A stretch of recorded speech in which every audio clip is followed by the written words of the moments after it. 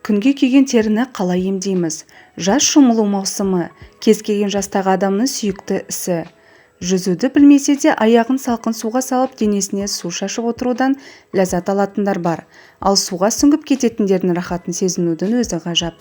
Міне керемет демалыс сыйлайтын шомылудың ережелерін дұрыс сақтамасақ, опық жеп қалудың да мүмкіндігі зор. Сондықтан да мейлінше сақтық шараларын қолданғанымыз жөн. Сіздермен бірге денсаулық зор байлық арнасы.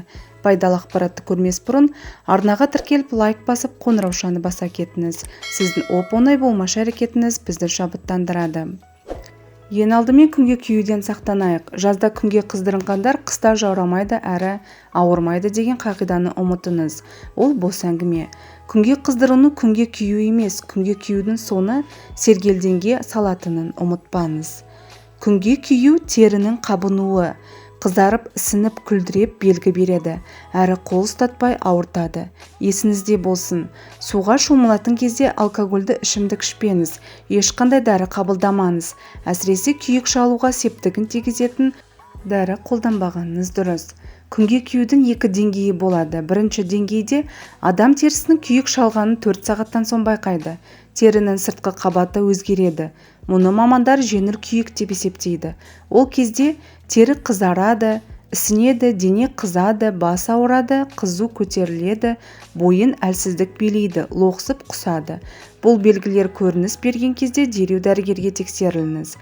Қажетті ем қабылдасаңыз, ұзағымен 7 күнде жазыласыз.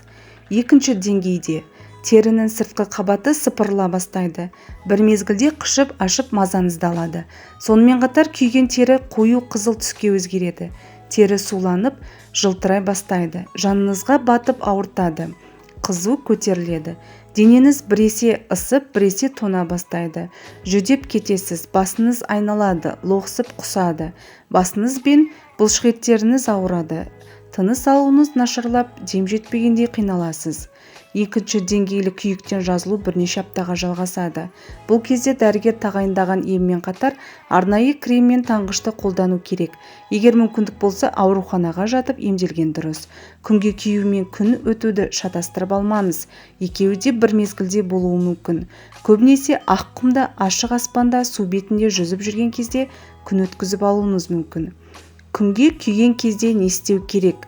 Ең алдымен күйген теріні тыныштандыру керек.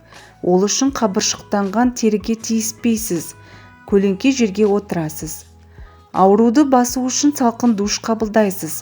Судан шыққан соң сүлгімен сүртінбеңіз.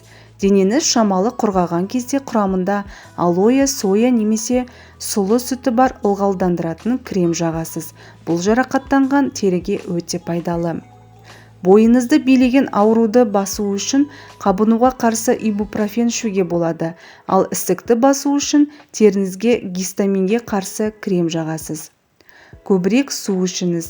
Егер денеңіз күлдіреп бастаса, беті қотырланғанша тиісуге болмайды. Дәрігердің жазып берген дәрісін ғана қолдану керек. Мейлінше күнге шықпауға тырысыңыз. Денеңізге жабық киім киіңіз. Сабын мен гелді әтірді қолданушы болмаңыз. Ең тиімді емді біле жүріңіз. Ваннаға салқын су толтырыңыз. Оған сулы қосып, жақсылап араластырыңыз. Сонан соң суға түсіп 15 минуттай жатыңыз. Сұлы күнге күйген теріге керемет ем болады. Қабынуды емдеп, қышығанын басады. Пакетке мұз салып жарақаттанған теріге басыңыз. Дененің қызуын басады. Қан тамырларының жұмысын жақсартады, әрі ісікті кетіреді. Күнге күйген теріге не істеуге болмайды? Ешқашан вазелин жақпаңыз.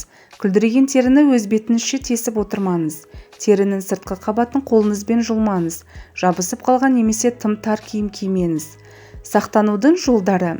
Сыртқа шығатын кезде өзіңізге де кішкентайыңызға да күннен қорғайтын крем жағыңыз. Міндетті түрде бас киім кию керек. Көзіңізге көзілдірік тағыңыз. Жаныңызға бөтелкемен су немесе шырын алыңыз. Мейлінше жеңі ұзын, жағасы тік киім киіңіз. Осымен достар, бүгінгі видеомыз өз соңына жетті. Видео ұнаса жақындарыңызбен бөлісе отырып, арнаға тіркеліп лайк басуды ұмытпаңыз. Келесі видеода кездескенше сау саламатта болайық.